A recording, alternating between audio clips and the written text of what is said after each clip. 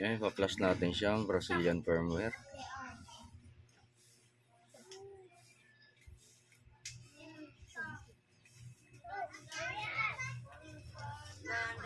Detect na ba siya sa ating LAN? Identifying network pa siya. Static tayo. Static natin.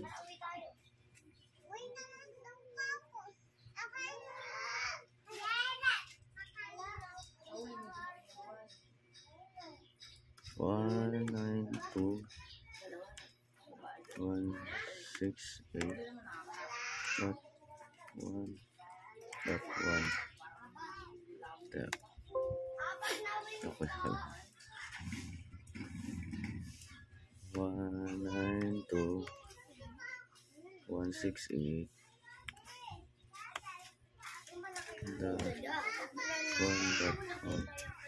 Sa taas, mga gawin natin .2. Kay tita mo na lang, may ginagawa ako. Yan. Yes na natin. Identify na siya. Close. Then, punta na tayo sa browser. 192. Oh, connect pala tayo sa SSID niya, guys. Yan, SSID. Hindi makita. Ito yata siya. 5G. So, ang code niya dito sa likod.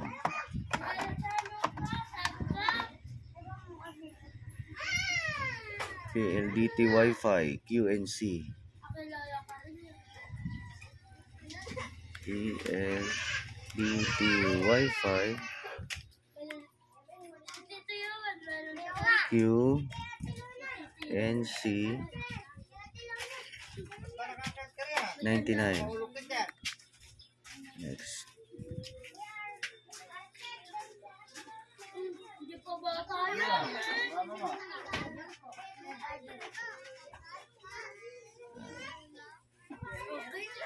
Kailangan makakonect na. Connect muna tayo dyan.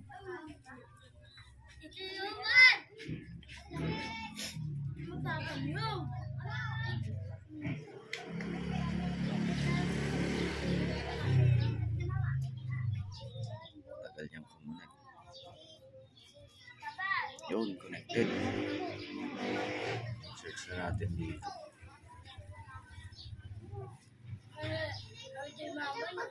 1.1. There. Yun. Pero dapat doon tayo sa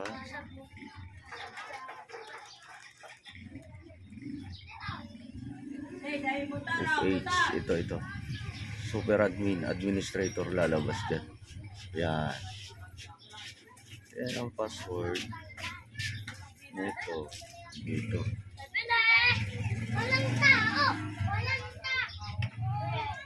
Desktop.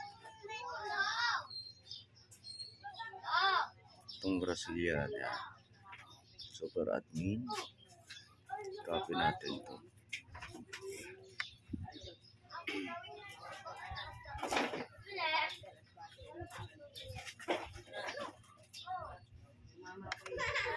Copy.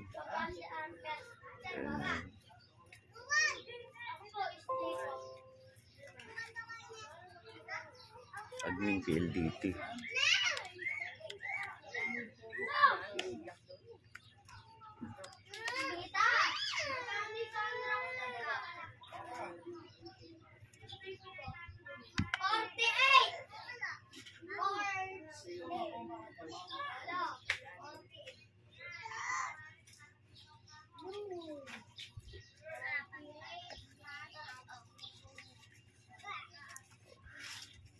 Okay. Gagawa daw tayo ng SSID niya. Old password, paste lang natin. Paste. New password. Gagawa tayo. Ah, J.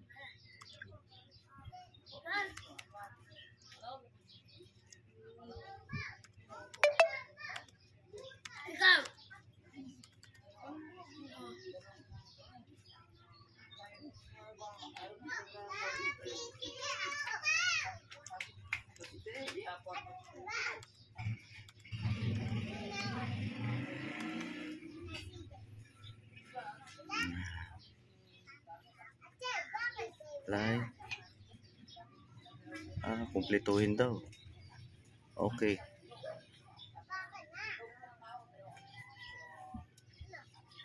J3.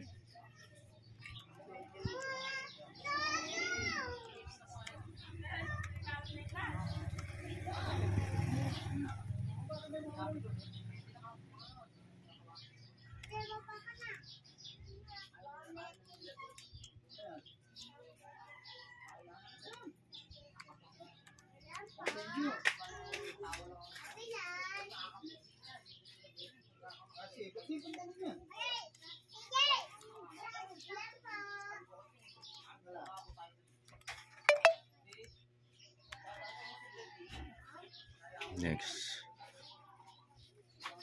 J3.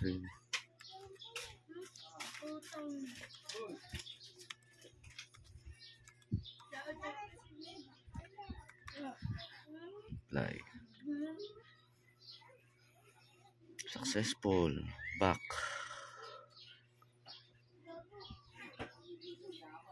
Then, pasok ulit tayo dito. Admin. PLDT. Tapos, palitan na natin to ng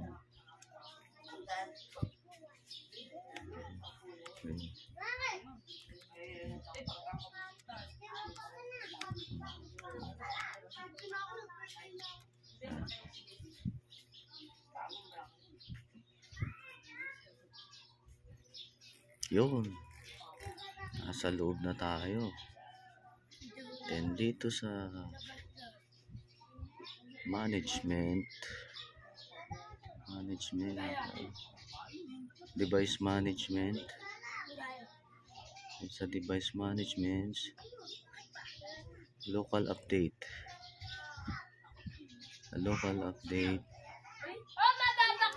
upgrade, choose file, yun yung Brazilian natin. Ito open. Yan, mapapansin mo yan, nagre-reboot siya. Nagre-reboot yan.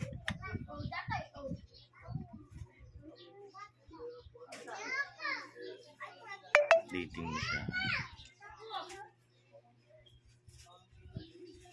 Upgrade successful. Restart. Please wait. Relog in web network management. Okay na daw. Okay natin siya. Okay.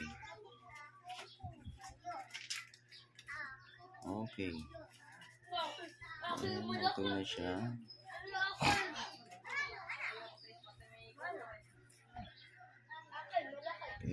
Nag-restart na rin yung ating router. Restarting na siya. Wait na lang natin.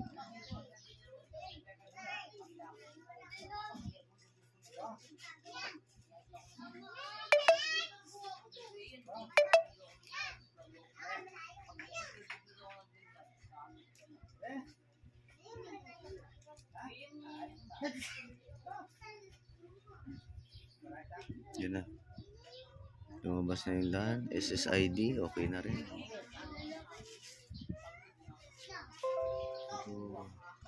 Naka-ano pa rin tayo. Naka-static pa rin tayo.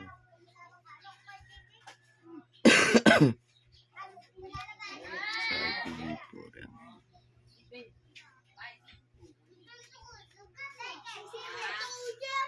Okay, okay. Close natin. Identifying network siya.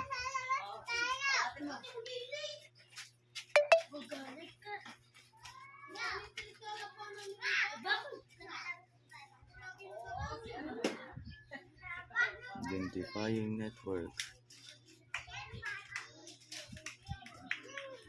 Connect tayo sa SSID niya. SSID ni PLDT. Yan, sa 5G. So, connect tayo.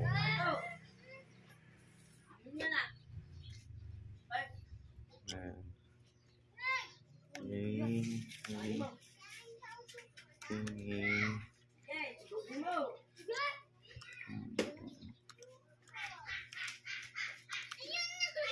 Next.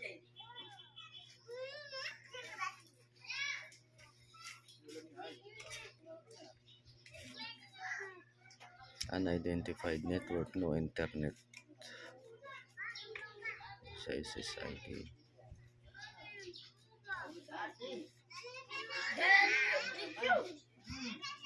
Matagal siya.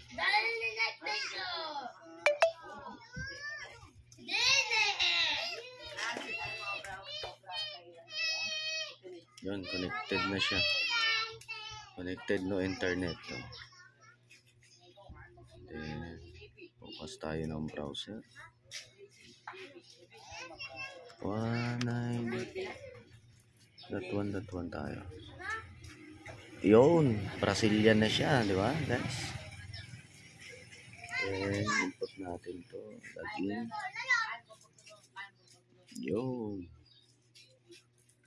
Andito na tayo. Papalitan natin siya ng IP at saka Wi-Fi. Nagayahin natin yung Wi-Fi dun sa piso Wi-Fi ko. Princess.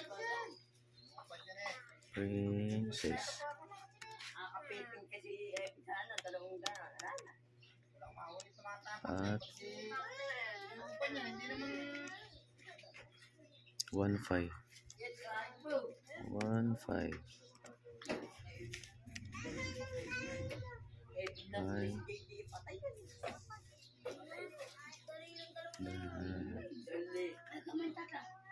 zone. Pwede kahit huwag na muna natin baguhin yan. Okay, sinaplas na natin ang Brazilian. 1.5.zone. So, yeah. Ito rin yung SSID natin dito. Yan, ito. Princess at 1.5.zone. So, ito yan. Copy natin. Copy natin siya. Yan. Copy. Open. So, with none. Apply.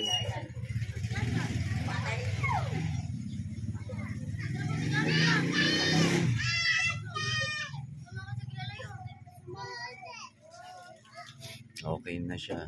Then sa 5G, madi-disconnect tayo kasi nasa 5G tayo. Kasi magpapalit ng pangalan to.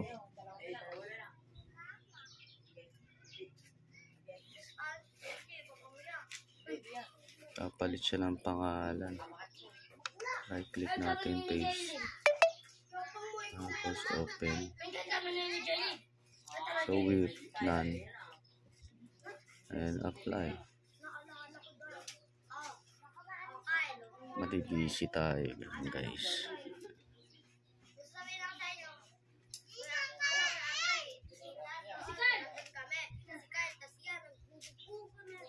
Your session is time out. Please try again.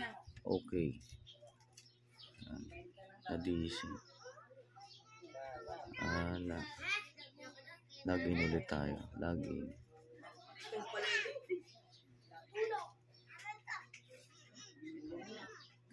Hindi tayo makalagin. Hindi na natin siya makita. Static na lang tayo. Disconnect tayo dyan. Static na lang tayo. Change adapter option. Properties. And static. 192.168.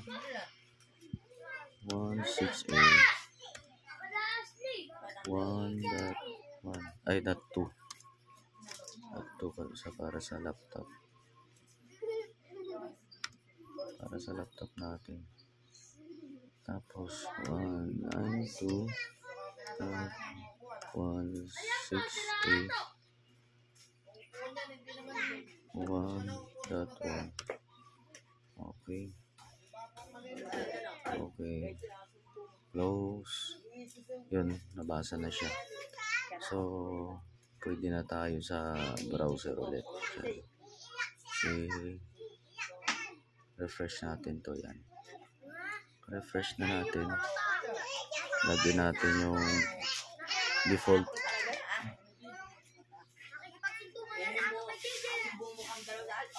Please try again. Log in somewhere else. Hindi tayo makalagin, guys.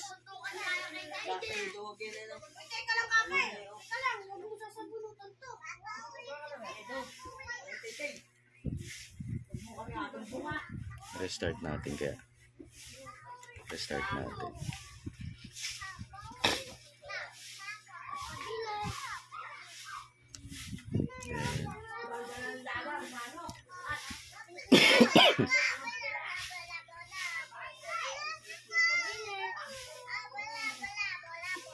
Network 13. Repeater tayo na connect. So disconnect lang natin. Dito tayo sa network 13.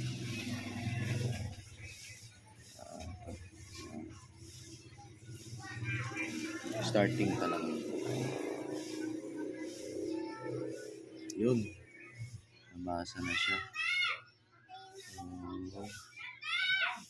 Punta na tayo sa browser.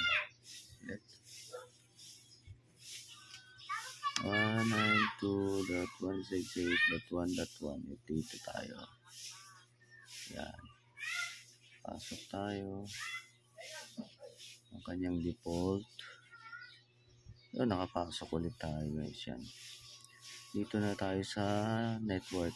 Tapos na tayo sa SSID. Tapos na natin yan. Palitan na. At ito. Papalitan na yung dalawa. Same SSID siya, guys. Dito tayo sa LAN. Papalitan ngayon natin to. Gagawin natin yan. 10.0.30 na yun doon. Gagawin natin tong 31 or 32, 35 na lang dito. 35.1. Ayan, 35.1. Itong server, disable natin yan. Ayan. Then, apply. Kailangan natin i-reboot siya. Okay. Yan, pwede nang gamitin sa piso wifi yan. Pag kinonect mo siya, ito na yung kanyang LAN host.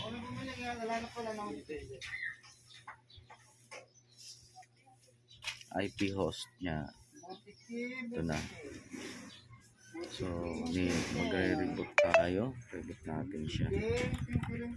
Sabi nila, hindi na raw mapasok pag once na naset mo na ng ganyan. No? Pero, papasukin natin yan. Try natin, guys, pasukin.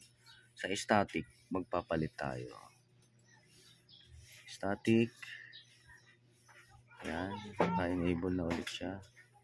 Magpapalit tayo ng IP. Then, ito. Okay na yan. Palitan natin ng 10.0.35. 35 yung ginamit natin kanina. Ganun din to. 10.0.35. Yan. Okay natin siya. Okay.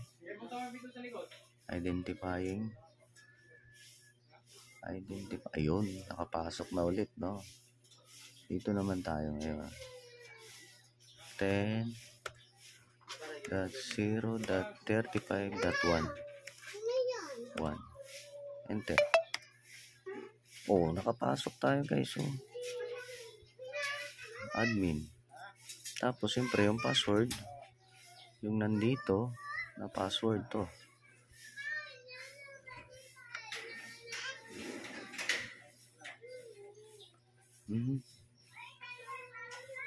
Dito natin. Isang kamay lang kasi. Wala kasi akong katulong eh.